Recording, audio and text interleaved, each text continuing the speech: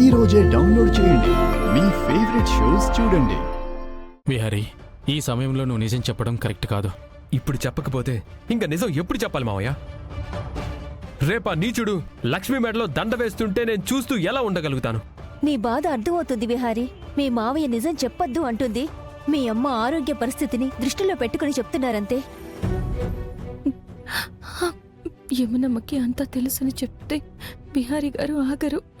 ఆ విషయం చెప్పలేను. విహారీ, ఈ కుటుంబం ఈరోజు కలిసి ఉందంటే మీ ఇద్దరి వల్లే. ముందు మీ అమ్మకి నయం అవనివ్వు, తర్వాత అన్ని నిజాలు చెప్పొచ్చు.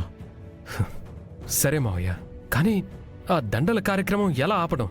ఆ సంగతి నాకు వదిలే విహారీ, నేను చూసుకుంటాను. సరే.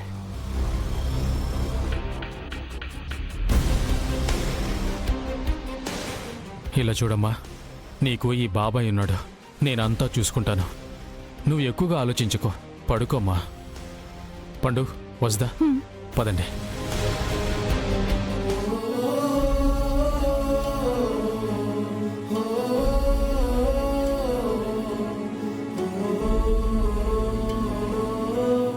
అయ్యా, ఏటయ్యా విహారీ బాబు నిజం చెప్పేస్తానంటే మీరేట ఆపుతండ్రు?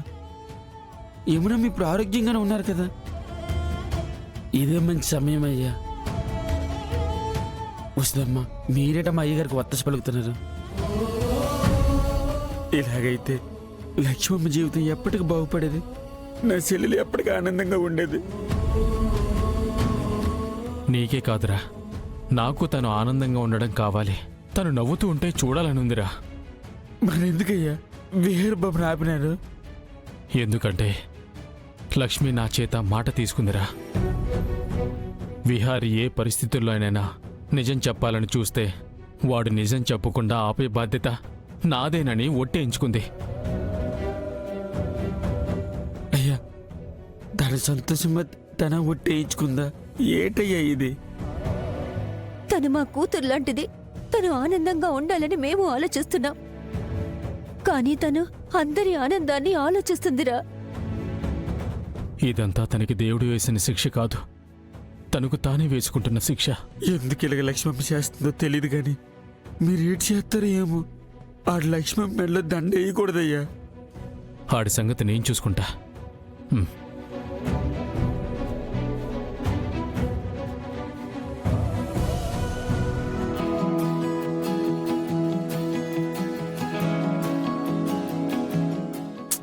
రే పండు, అమ్మగారు, ఇంకెంతసేపు రెడీ చేస్తావురా? బావ మళ్ళీ వెళ్ళాలి కదా, తొందరగా కానివ్వు. సరేనమ్మా. అత్తయ్య, ఏంటింత ఆలస్యంగా కిందకి దిగుతున్నారు? అదేం లేదమ్మా, ప్రతిరోజు ఇదే టైంకి వస్తాను. నువ్వే ఈరోజు కాస్త ముందు లేచావనుకుంటా. అవునత్తయ్య, ఎందుకు తెలుసా? ఈ రోజు లక్ష్మికి ప్రకాష్కి దండలు మార్చుకునే కార్యక్రమం చేద్దామనుకున్నాం కదా. ఏంటత్తయ్య, ఈ సంగతి మీకు గుర్తులేదా? గుర్తుందమ్మా. ఏంటి ఇంతవరకు ఎవరు కిందికి రాలేదు? నేను వెళ్ళి అందరినీ పిలుచుకుని వస్తాను. ఈ లోపు మీరు కింద ఏర్పాట్లన్నీ చూసుకోండి అత్తయ్య.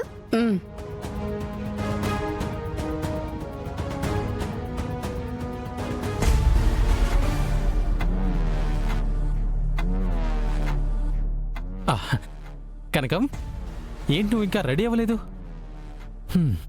నువ్వెంత కోపంగా చూసినా, నువ్వు నన్ను కొట్టినా తిట్టినా, ఈరోజు కింద మన ఇద్దరికీ దండలు మార్చుకునే కార్యక్రమం మాత్రం ఆగదు. సహస్ర ఎలాగైనా చేస్తుంది. ఈ పాత బట్టలు కాకుండా మంచి చీర కట్టుకోనరా. అసలు నన్ను చూడు, ఎంత బాగా రెడీ అయ్యాను. ఊళ్ళో వాళ్ళ పెళ్లికి కుక్కల హడావుడి చేసినట్టు నువ్వెందుకు ఓవరాక్షన్ చేస్తున్నావు? విహారీ గారు చూస్తుండగా నువ్వు నా మెళ్ళో దండ వేయగలవా? సహస్ర, పద్మాక్షి ఆంటీ, యమున ఆంటీలు ఉండగా నాకేం భయం? సరే, ఒకవేళ నేను భయపడి ఆగినా వాళ్ళు నా చేత నీ మెడలో ఖచ్చితంగా దండ వేయిస్తారు. లక్ష్మి, ఏంటి ఇంకా రెడీ అవ్వలేదు? అది అమ్మా. నేను అదే అడుగుతున్నాను సహస్ర. బట్ నేను సింపుల్గా ఇలాగే ఉంటాను అంటుంది. అలా ఏమీ కుదరదు లక్ష్మి. మీ పెళ్లి ఎలాగో మేము చూడలేదు. కనీసం మీరు చక్కగా ముస్తాబయ్యి దండలు మార్చుకుంటూ ఉంటే చూడాలనుంది. కింద అందరూ వెయిటింగ్. మంచి చీర కట్టుకున్నాపో. అది కాదమ్మా, ఇప్పుడు ఆగు లక్ష్మి, ఈ రోజు కూడా ఈ ముతక బట్టలెందుకు?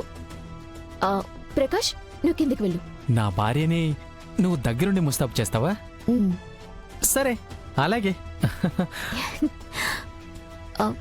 లక్ష్మి, ఇంకా ఏంటి చూస్తున్నావు? పద పద పద పద పద పద. వెళ్ళు, వెళ్ళి త్వరగా డ్రెస్ చేంజ్ చేసుకున్నాపో.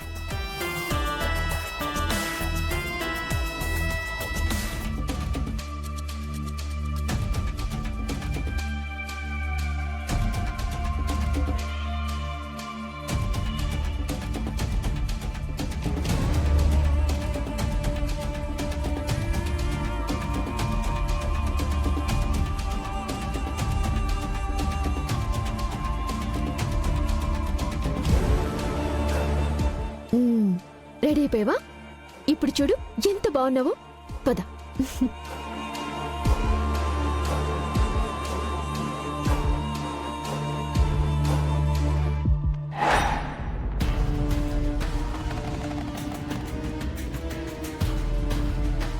ఇదే మంచి టైం. అందరూ ఫంక్షన్ హడావిడిలో ఉంటారు. ఆ లక్ష్మి పెన్ డ్రైవ్ ఎక్కడ పెట్టిందో కనుక్కోవాలి.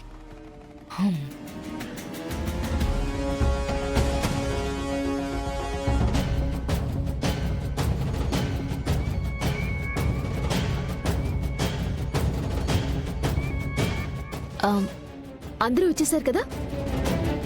లేదు శాస్త్ర, నా ఫ్రెండు, నీ హస్బెండు విహార్ ఇంకా రాలేదు. వెళ్ళి విహారిని పిలవే. అక్కర్లేదండి, అదిగో విహారీ వచ్చేస్తున్నాడు.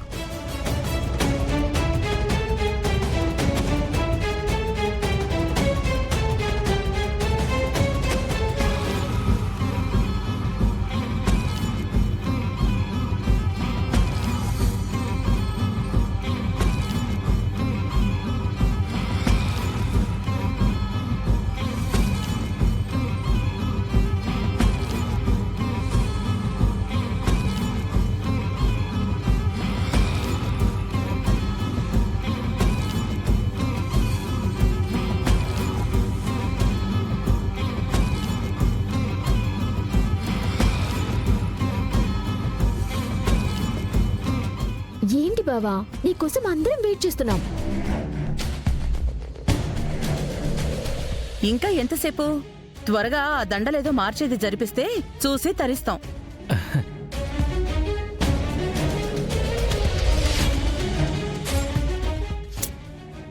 ఇందాక లక్ష్మిని రెడీ చేయడానికి వెళ్ళినప్పుడు దండలు అక్కడే మర్చిపోయాను.